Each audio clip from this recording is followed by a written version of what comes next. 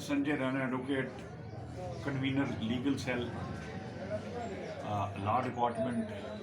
BJP ज़िला पुंछ। आपके channel के वसादत से मैं सबसे पहले हमारे जो एलजी साहब हैं, मैं उनको मुबारकबाद देना चाहता हूँ और तमाम बीजेपी की लीडरशिप जो जम्मू कश्मीर की है, ज़ेर क़यादत रविंदर रैना जी,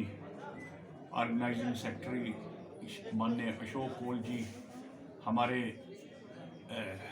जो एमपी हैं माननीय योगी किशोर जी, ये सब मुबारक के मुस्तहक हैं, क्योंकि जो अभी जो एडॉक एम्प्लॉइज़ थे जिनको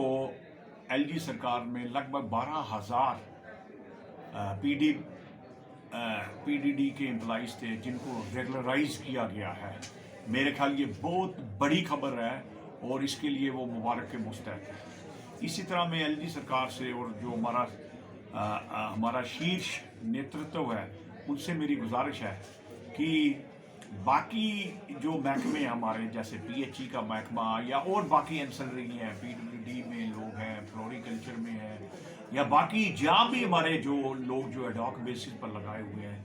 ये लगभग 60,000 के करीब एम्प्लॉइज़ हैं। यदि इनको भी रेगुलराइज किया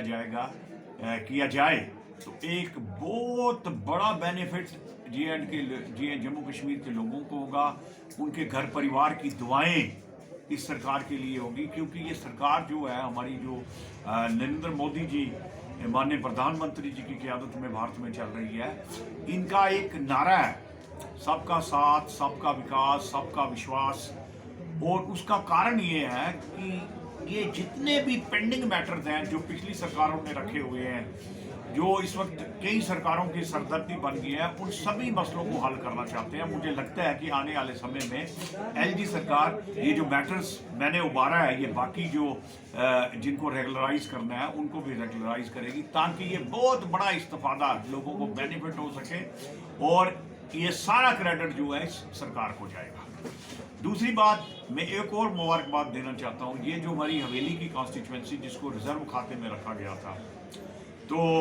डिलिमिटेशन कमीशन ने ऑब्जेक्शन बाज़ाब्ता इस चीज़ का नोटिस लिया। यहाँ की हमारी बीजेपी का जो शीर्ष नेतृत्व था उन्होंने इस चीज़ को प्रोजेक्ट की, यहाँ के लोगों ने प्रोजेक्ट किया, जिसमें इस सीट को रिजर्व किया गया। इससे क्या हुआ कि बाकी जो तबके हैं हमारे इस हवेली कॉन्स्टिट्यूएंसी में उनमें एक खुशी की लहर आ गई। अब कोई भी व्यक्ति जो है, क्योंकि सीट खुली हो गई है, असेंबली की सीट खुली होगी, या कोई भी व्यक्ति बिना बज़्मो मिल्लत यहाँ से कंटेस्ट कर सकता है, जिसकी जो पोटेंशियल होगी,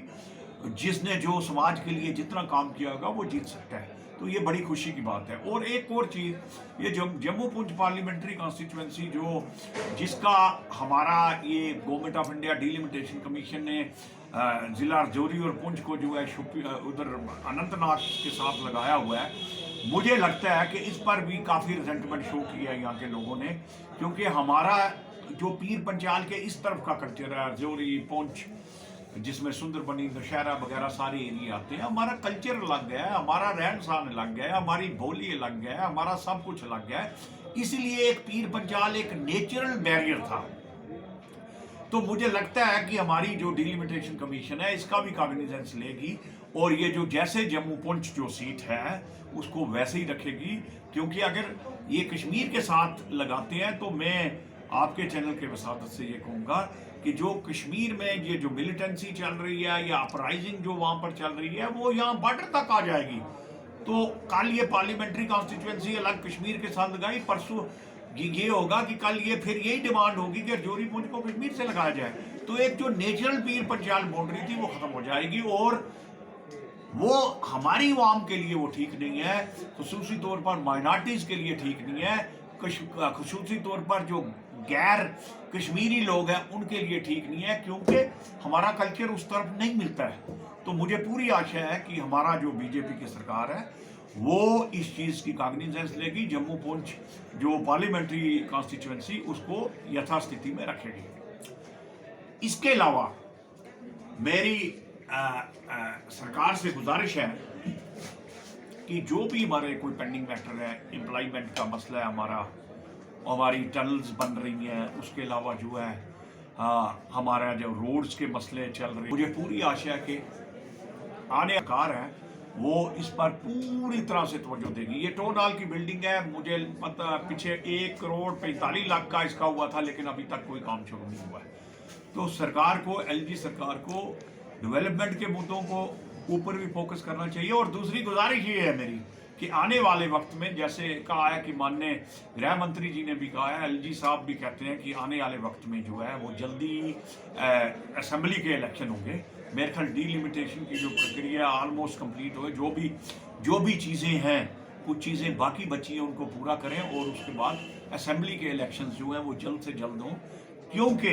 जब लोगों के रिप्रेजेंटेटिव आ जाएंगे असेंबली में तो अवाम की जो आम परेशानियां उनका अजाला हो जाएगा।